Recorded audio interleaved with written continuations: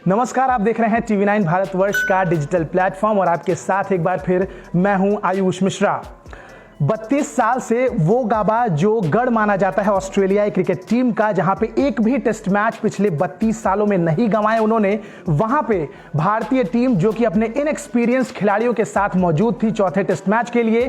पूरी सीरीज से आपके मेन खिलाड़ी गायब हो जाएं, लेकिन उसके बाद एक शानदार प्रदर्शन कर 2-1 से सीरीज अपने नाम करना एक हिस्ट्री क्रिएट हुई है। आज हमारे साथ इस विषय पे बात करने के लिए हमारे साथ हैं एडिटर कन्वर्जेंस और सबसे इंपॉर्टेंटली एक cricket fan, Indian cricket team के फैन विष्णु शंकर जी। सर, सबसे पहला सवाल, ये जो हिस्ट्री बनी है किस तरीके से आप देखते हैं इसको, यंग इंडिया?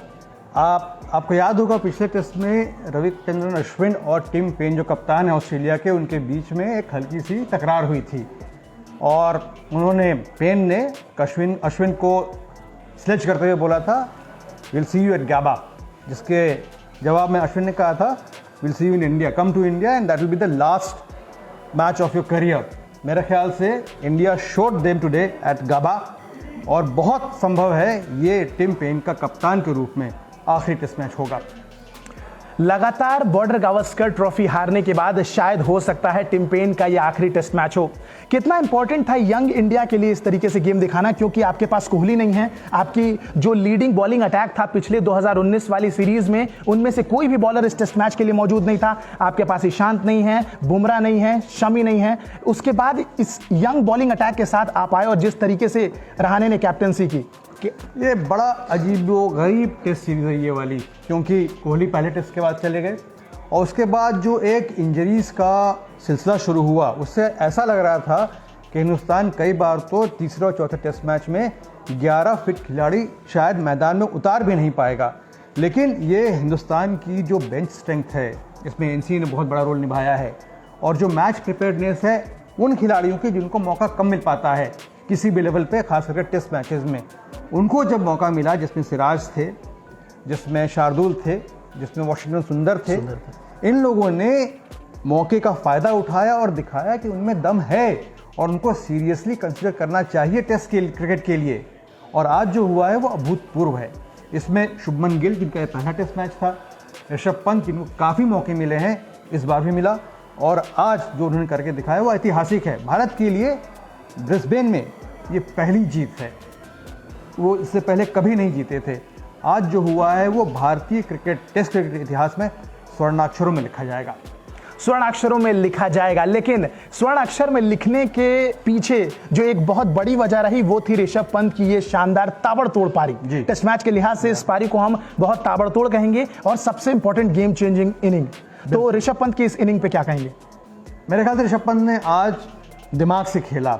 जनरली वो खेलते हैं तो जज्बे से खेलते हैं, लेकिन शायद उनको कहीं लग रहा था कि एक ऐसा मौका है जहां पर वो अपनी खेल दिखा सकते हैं, प्रतिभा दिखा सकते हैं और भारतीय टेस्ट टीम में भी अपनी जगह पक्की कर सकते हैं। वो बड़े ही मैच्योर ढंग से खेले, हालांकि उनकी आदत है कई बार कुछ ऐसे शॉट्स खेलते हैं जो आउट ऑफ द बुक होते हैं, लेकिन आज उन्होंने गंभीरता से खेला और इंश्योर किया कि वो अंत तक टीम के साथ बने रहे, क्योंकि एक एंड पे अगर ऋषभ पंत हैं और रनों की संख्या सीमित है तो बहुत संभव है ऋषभ पंत आपको जिता सकते हैं। आज उन्होंने बखूबी वही किया।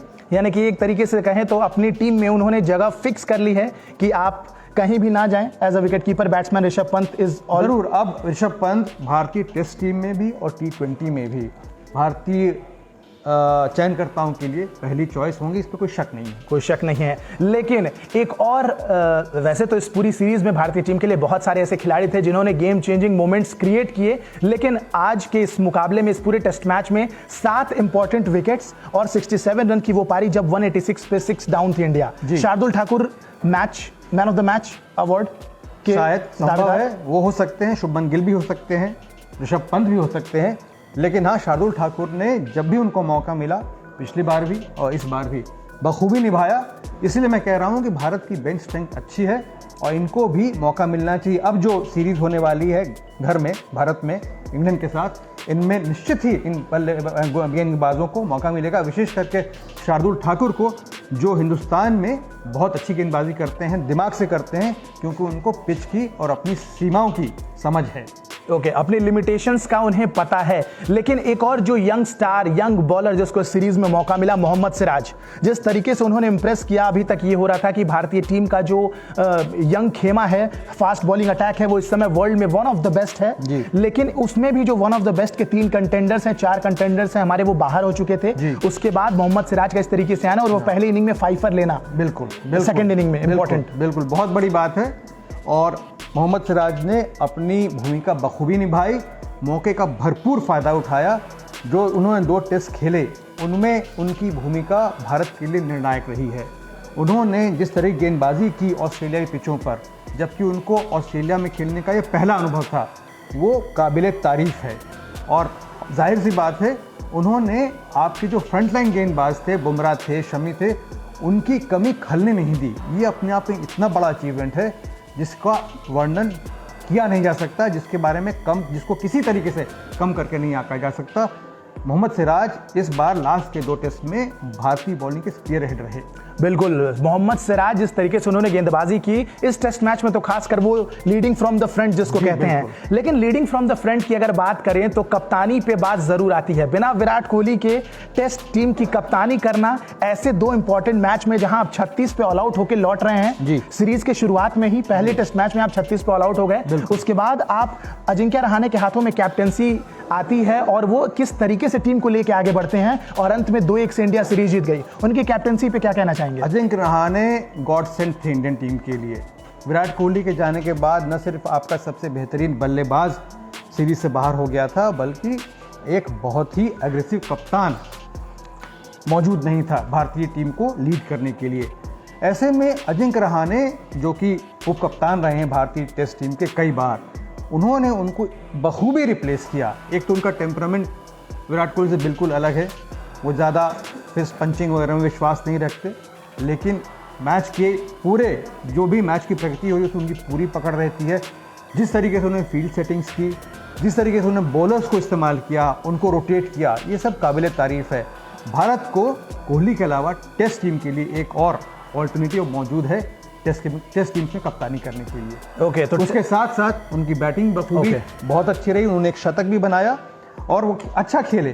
कई बार लग रहा था कि वो बड़ा स्कोर कर पाएंगे, लेकिन ऐसे में कोई अनप्लेएबल बॉल आ जाती है और आप आउट हो जाते हैं, उसमें बैट्समैन का दोष नहीं होता। लेकिन अजिंक्य रहाणे ने बतौर बल्लेबाज और बतौर कप्तान बखूबी अपना रोल निभाया। ऑस्ट्रेलिया के बॉलर्स जो वर्ल्ड की बेस्ट बॉलिंग अटैक है, उनको फेस करने में ऑब्वियसली गलतियां हो जाती हैं, लेकिन एक बल्लेबाज जिसने ये साबित कर दिया कि शायद आप होंगे ऑस्ट्रेलिया इस समय वर्ल्ड के बेस्ट बॉलिंग अटैक, लेकिन मैं भी एक नंबर 1 टीम का कैप्टन, माफ कीजिएगा, ओपनर बन के आ रहा हूं एक तरीके से। शुभमन गिल की जो 91 की इनिंग थी, खासकर ये सेकंड इनिंग में, कितनी इंपॉर्टेंट। अगेन शुभमन गिल वो हैं जिनको ब्लड किया गया इस सीरीज में, और उन्होंने मौका मिलते ही एक छोर पकड़ के रखा, न सिर्फ पकड़ के रखा, लगातार रनों की गति बनाए रखी। ऑस्ट्रेलिया में पिचों पर 300 से ज़्यादा रन बनाना बड़ा मुश्किल होता है। भारत ने तो पहले कभी ऐसा किया ही नहीं है, बल्कि भारत ने तो 3 या 4 बार मुश्किल से पूरे अपने टेस्ट क्रिकेट इतिहास में ऐसा किया है। एक बार वेस्ट इंडीज़ में किया था जब हम 400 रनों से ज़्यादा से जीते थे। बट ऑस्ट्रेलिया में 300 से ऊपर रन बना करके 18 गेंदें बाकी रहते हुए जीत जाना बहुत बड़ा उपलब्धि है, और इसको मैंने जैसा कहा बहुत दिनों तक याद रखा जाएगा।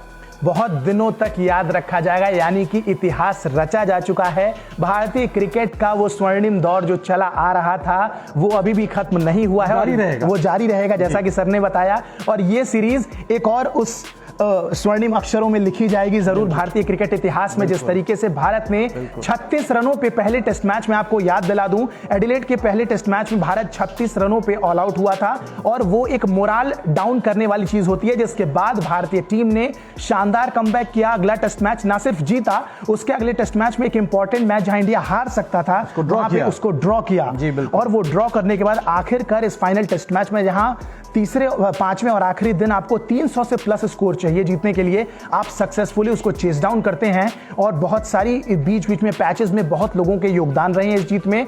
तो एक तरीके से इतिहास रचा जा चुका है, और as a cricket fan, as a Indian cricket fan, हम सब यहाँ पे एक्साइटेड हैं। आई होप आप सब यहाँ पे उतने ही इक्वली एक्साइटेड होंगे। बोलूंगा मैं, रिकी पॉन्टिंग ने कल कहा था, उनका बयान था कि अगर ऑस्ट्रेलिया इस मैच को ड्रॉ कराता है भारत के साथ, तो ये 2018 की जो सीरीज़ भारत ने जीती थी उससे भी ख़राब नतीजा होगा। भारत ने सीरीज़ जीत ली है। अभी आप लोगों को मालूम नहीं है कि ऑस्ट्रेलियाई खिलाड़ियों और ऑस्ट्रेलियाई फैंस की मनस्थिति क्या होगी। वो विश्वास नहीं कर पा रहे होंगे कि ब्रिस्बेन ऐसी जगह पे भारत ने शान से फतह हासिल की है। एग्जैक्टली और जिस तरीके से कमबैक किया वो काबिल तारीफ है, क्योंकि पिछली सीरीज में जहां आपके पास वार्नर और स्टीव स्मिथ जैसे टीम के पिलर्स मौजूद नहीं थे, लेकिन इस मुकाबले में इस पूरी सीरीज में आपके पास सब मौजूद थे। और दूसरी तरफ भारत के पास उनके जो main pillars of the team बोलते हैं वो मौजूद नहीं थे। उसके बावजूद जिस तरीके से टीम इंडिया ने ये सीरीज जीती है, काबिल तारीफ है। आई होप हम सबको यहाँ बहुत मजा आ रहा है और आप भी इक्वली इंजॉय कर रहे होंगे भारत की ये जीत। सेलिब्रेट करते हैं। फिलहाल इस लाइव में, फेसबुक लाइव में इतना ही। बाकी देश और दुनिया की तमाम बड़ी खबरों के लिए बने रहिए हमारे साथ, देखते रहिए TV9 भारतवर्ष। नमस्कार। Thank you.